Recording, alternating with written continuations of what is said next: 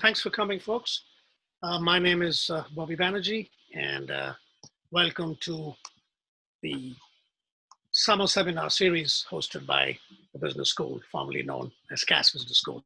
My name is Bobby Banerjee. I'm the Associate Dean of Research and Enterprise at the Business School. And in today's seminar, it's my great pleasure to introduce our guest speaker, Dr. Rupert Read, who's the National Spokesperson for Extinction Rebellion, and who will talk to us about why responding to the COVID-19 crisis is humanity's last chance to avert an ecologically driven societal collapse. He also has a book out, Extinction Rebellion Insights from the Inside, and you can get more details about the movement in that book. For those of you that are unfamiliar with Extinction Rebellion, it is an international movement that uses nonviolent civil disobedience in an attempt to halt climate change, mass extinction, and minimize the risk of social collapse. The movement first came into national prominence on October 31st, 2018, when about 1,500 people assembled on Parliament Square in London to announce a declaration of rebellion against the UK government. Since then, it has become an international movement with about 485 Extinction Rebellion groups spread across more than 70 countries. Basically, the group has three demands of the government: to tell the truth about climate change and ecological emergency, to halt biodiversity loss and commit to net zero emissions by 2025, and to follow the lead of a citizens' assembly. Now, one might reasonably ask the question, can we really afford to worry about climate change and biodiversity, given the global pandemic crisis we are currently facing, with more than 700,000 deaths globally and millions of people out of work because of COVID-19? The side fact is that climate change will kill more people and cause even more damage to the economy. Yesterday, there was a study released by the National Bureau of Economic Research, and they reported that in a high emissions scenario, which is the business as usual scenario, the death toll from climate change will match the current death toll from all infectious diseases, including tuberculosis, HIV/AIDS, malaria, dengue, and yellow fever combined. So the trillion-dollar question is, can we transition out of a high emissions business as usual scenario? And strangely enough, the COVID-19 crisis can provide us some clues. So let's go back and think how this year started, pre-COVID. Seems a long time ago. The first 4 months of 2020 saw greenhouse gas emissions fall by more than 1 billion tons compared with the same period in 2019. So annual emissions this year, 2020, are expected to decline by 8%, the largest decrease ever recorded.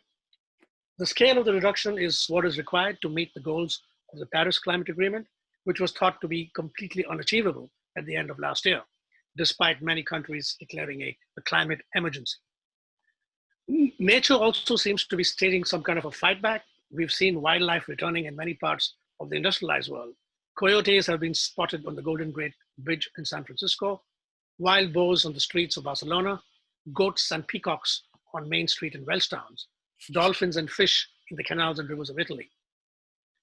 As one of my students told me, for the first time in more than a decade, it is possible to actually see the sky over Beijing and breathe the air in Delhi without choking. There have also been dramatic shifts in government policies, corporate strategies, and societal behavior.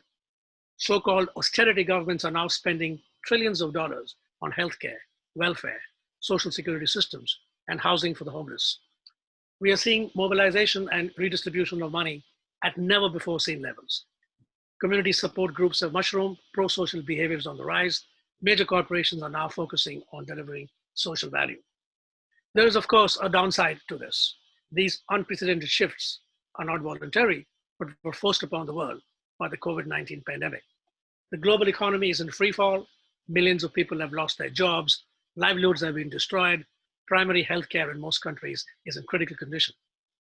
The world is waiting for the pandemic to pass so the economy can grow again and life can resume as normal. But in this talk with Rupert, I want to pose a different question. What if normal was the problem in the first place? What if this artificial halt in the global economy is permanent? What would that mean for the future of work, future of jobs, future of growth? What does it mean for a business corporation and its relentless pursuit of profit and shareholder wealth? Can this pandemic crisis allow us to imagine a just and more sustainable world. So in the next 25 minutes, Rupert is going to answer all these questions. So over to you, Rupert. Thanks, Bobby, for that really comprehensive introduction. And thanks very much for kindly mentioning my book. I've just put the link to it in the chat if anyone wants to get hold of the ebook for free. So you've already covered a little bit of the terrain, Bobby, which is just fine because it means that there's a little bit less for me to do in the very short time I have available. So what I want to do is drill further into the ways, because they are absolutely crucial, in which there is a nexus between the coronavirus and climate. Because if we get clear about these ways, then there is real hope delivered to us out of the jaws, as it were, of this horrendous crisis that we're gripped with by means of the virus.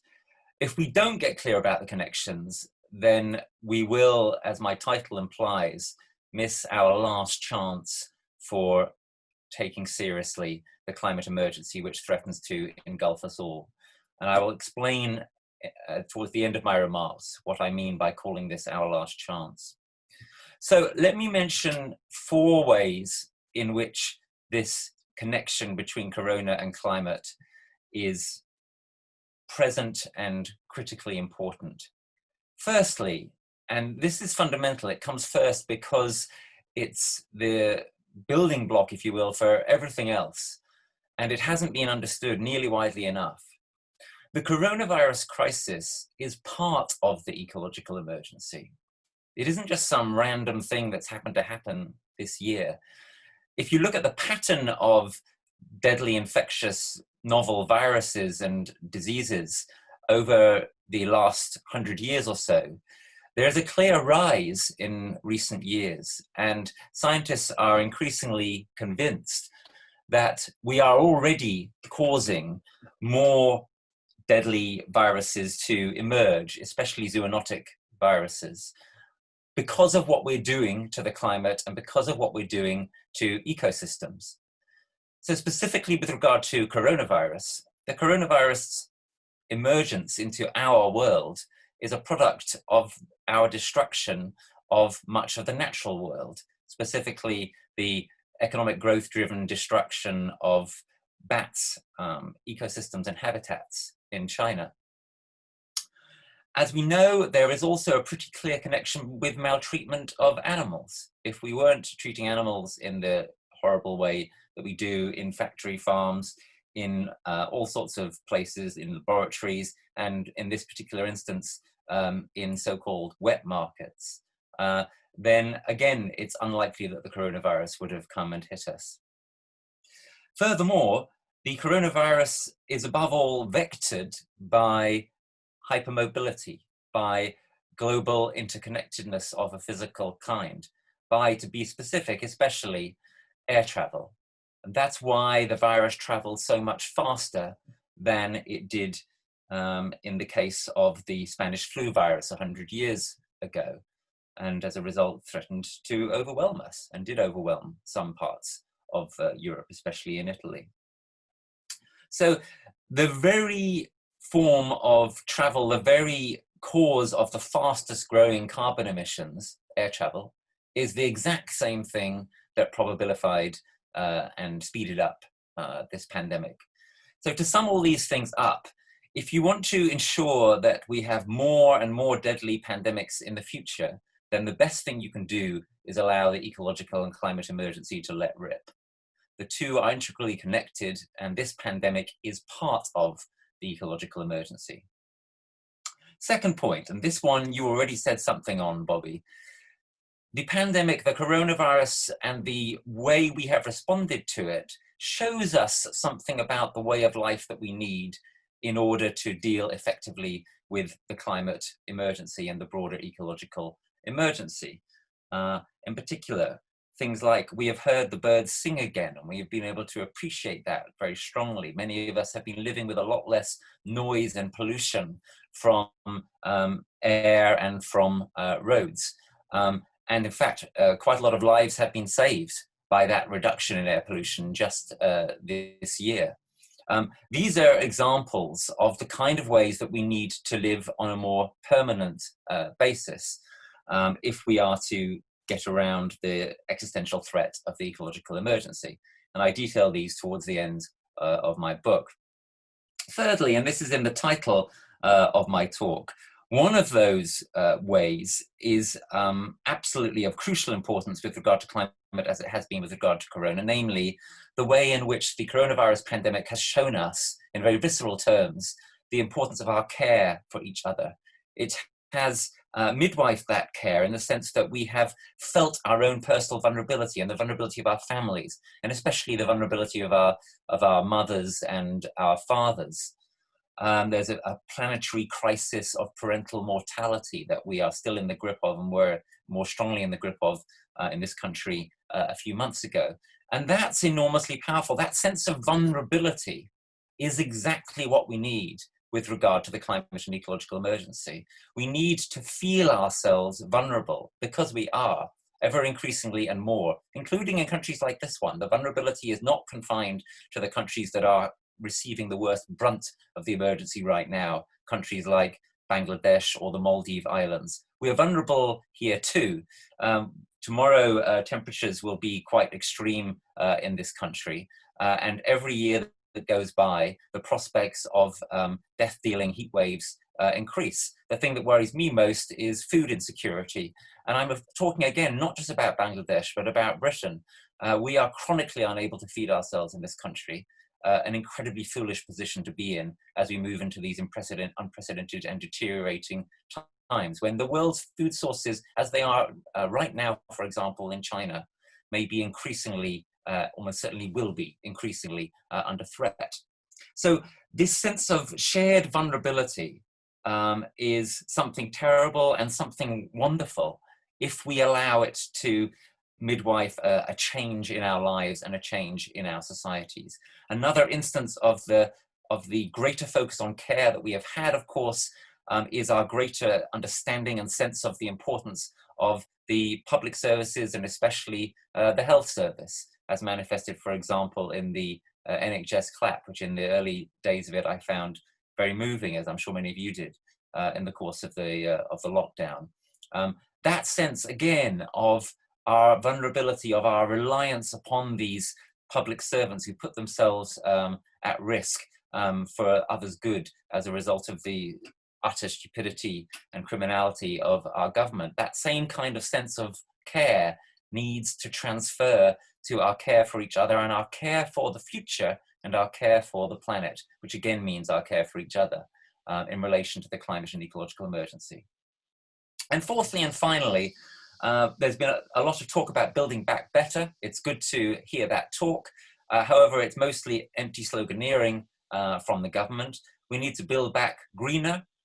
We need to build back slower, by which I mean we need to pause before rushing to build back, and we need to build back in a way that enables us in the future to live more slowly, not in this crazy, hypermobile, stress-inducing, noise-inducing, pollution-inducing way of life that we had before the coronavirus. There should be no going back to how things were before the virus. And in particular, and this will be relevant to many of you in the business school, we need to query some of the calls for infrastructure build, which are going on at the moment. We need to understand that the infrastructure that we build now locks in our path for the next few decades, so we have to get it right. But moreover, this is what I mean by building back less. Some of the planned infrastructure build that is being discussed now would actually make things worse. And a classic example being HS2, an out-of-date scheme whose out-of-dateness is very clearly shown by the way in which we have now a much greater reliance upon video conferencing, etc., since the pandemic. And that is going to be here to stay. The reduction in commuting is going to be here to stay. And that's a good thing too. So we ought to build back less. And one more reason why we ought to build back less. The more you build, the more infrastructure we create, the more has to be maintained, the more that demands carbon emissions and further resources, the more we're setting ourselves up for a societal collapse. If you're interested in understanding more about that, then look at the work, for example, of John Michael Greer, who has written about it very powerfully, or the work of Joseph Tainter. These are people who understand, and there's very little understanding as yet, but it's slowly growing in our society. people who understand that the more infrastructure we create, the more we fragilize ourselves. So let's create the right infrastructure and not too much of it. Okay, that mostly sums up what I wanted to say, but I want to end with the following point, which is also, I've also promised to address in my title. In what sense is this our last chance?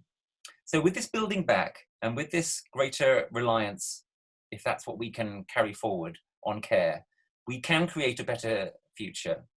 We have to, because it's our last chance to do so, because these chances for reset do not come along often.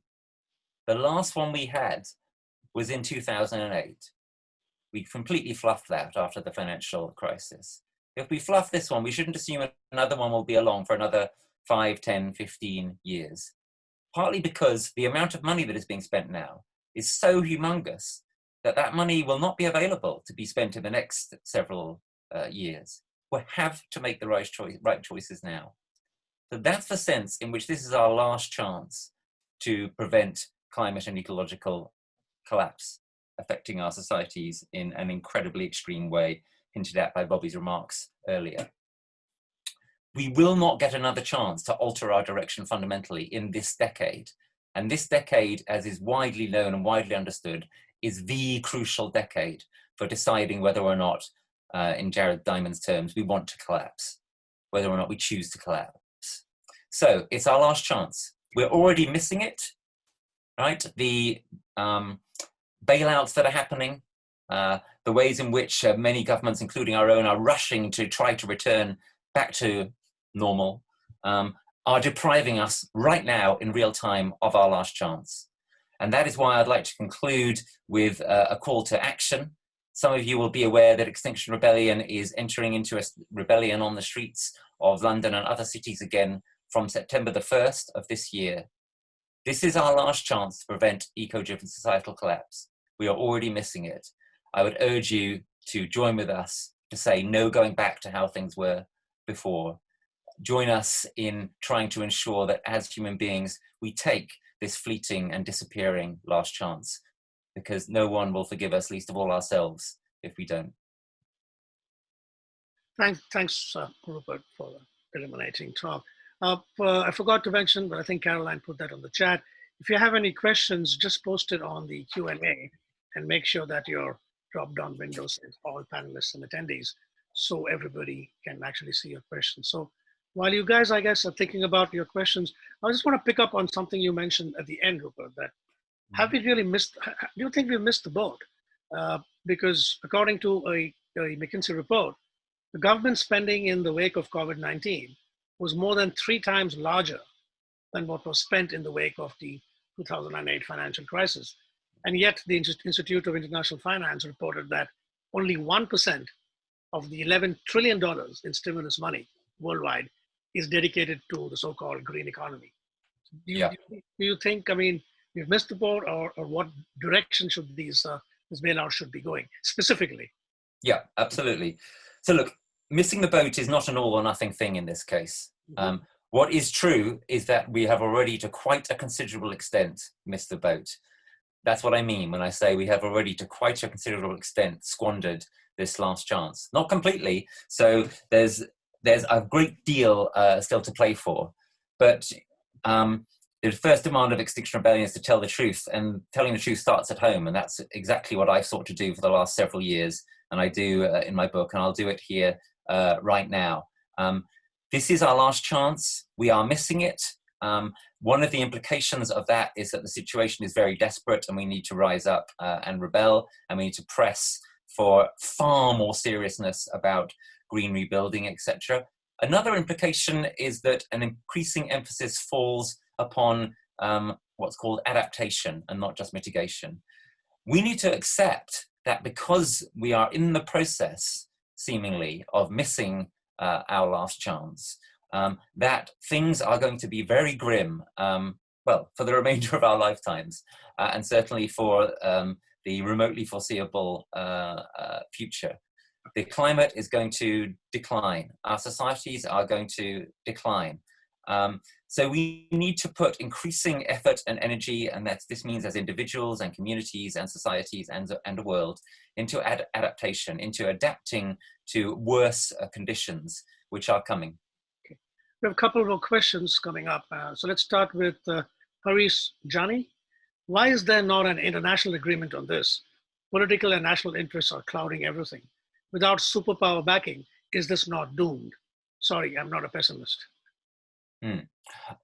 Well, I'm not quite certain what you mean by this. If you mean by it the COVID recovery, it's an interesting question. I think there would be a case for some international coordination on it. But of course, we don't have anything like a global government. So nation states are naturally the prime movers still, even though I agree with you that it would be good to the extent that they could work together and move in the same direction on this. So I think primarily we need to be seeking to influence and change our nation states, but also we need to be doing so, as I said, in our local communities, in our neighborhoods, etc. This really applies at every single level, from the very most local to the most global. There's another question from Caroline. My question to Rupert is, how optimistic are you that our government is aware and willing to do what you outlined? Okay. So again, I'll tell you the truth. So I, as well as being one of our spokespeople in Extinction Rebellion, I do political liaison work for us, which means basically that I negotiate with governments and politicians and so forth on our behalf. And that process has been very interesting and sometimes quite encouraging. There are people who to some extent get it, including people in some quite surprising places and parties. However, I need to say to you that Extinction Rebellion has not had any meaningful political liaison with the government since the change of Prime Minister. And I think this government that we now have in the UK is an unusual government. It's a government which does not play by ordinary rules and is, as we have seen, utterly ill-equipped for and inappropriate for dealing with the coronavirus pandemic, and the same applies to the climate and ecological emergency. So in that regard, I am not optimistic. And given that this government is likely to be in power for the next few years, that again creates a very grim scenario that again accentuates the case for rebellion and accentuates the case for adaptation. Because this government is taking us down paths which are going to be catastrophic for the climate and ecology, just as they have been on the coronavirus front. Yeah, and I think this is a related question, and also a very difficult one. I'm sure you guys have been struggling with this for a while. This is from Alan. Where is the political will, and how can it be fostered most effectively? Yeah, well, it's a continuation of the same question, really, isn't it? Where is the political will? It's mostly not present. We have somehow to create it, and in its absence, we have to face reality and deal with the consequences. There is some political will in other parties. If we're talking about the UK, there is some in Labour, although less, I think, now since the change of leadership. There is obviously plenty in the Green Party, but the Green Party are marginal. There is very little in the Conservative Party. That's not the same as zero, though, and that's an important distinction. Every little does actually help. So we have to change the game. I mean, Extinction Rebellion changed the game to a very considerable extent in April 2019, right? We really massively shifted public opinion by forcing a massive new difficult conversation through our difficult actions. And the opinion polls are very clear about this. Public opinion swung massively and it has not swung back. It swung massively to take climate much more seriously. But that didn't translate into the kind of election result that one might have hoped for. It translated into an election where a melting block of ice got elected as our Prime Minister. And so we're in the pretty desperate situation that we're in. So we need to change the game again. By we, I mean all of us, Extinction Rebellion, but don't just leave it up to us. We are you, as it were. Also the school climate strikers, everyone in politics, everyone in business for that matter, everyone. We need, as I say, also to be realistic. If you're a young person, you should not expect that you are definitely going to have a normal career and retirement and so on and so forth. If societal collapse occurs, obviously you will not. And that is becomes slightly more probable with every passing year until we have meaningful action.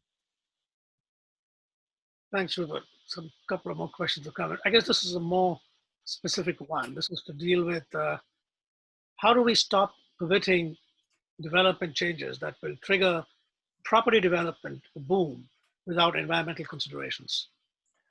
Interesting. Of course, in economic terms, we're poised at a very delicate moment right now. There may be about to be some kind of property development boom. There's a very real danger that governments are slashing regulations to try to encourage that because they're desperately worried about recession. And that's pertinent to your question. We've got to be very vigilant, and we've got to be very clear.